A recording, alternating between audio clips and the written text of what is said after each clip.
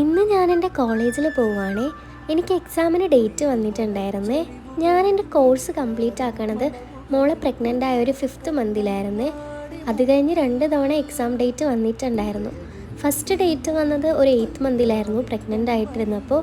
Health issues കാരണം എനിക്ക് അന്ന് എഴുതാൻ പറ്റിയിട്ടുണ്ടായിരുന്നില്ല. സെക്കൻഡ് ടൈം ഞാൻ പ്രാക്ടിക്കൽസും കൂടെ ട്രെയിനിങ്ങും അറ്റൻഡ് ചെയ്ത് വിട്ടു. അപ്പോൾ ഞാൻ തിയറി എക്സാം എഴുതാൻ പോവുകയാണേ.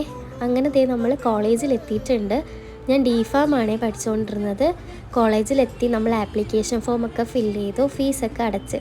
എന്നിട്ട് നമ്മൾ അവിടെ നിന്ന് ഇറങ്ങിയിട്ട് നേരെ പോയത് ജ്യൂസ് കുടിക്കാൻ വേണ്ടിയിട്ടാണേ.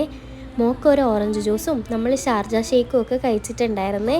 അതൊക്കെ കഴിഞ്ഞ് കുറേ ട്രാവൽ ചെയ്ത് കോട്ടയം കഴിയാനായപ്പം നമ്മൾ കാന്താരി എന്ന് പറയുന്നൊരു ഷാപ്പിൽ കയറിയിട്ടുണ്ടായിരുന്നേ. ഊണ് നമ്മൾ പുറത്തുനിന്ന് വാങ്ങിയതാണേ മോക്ക് കൊടുക്കാൻ വേണ്ടിയിട്ട്.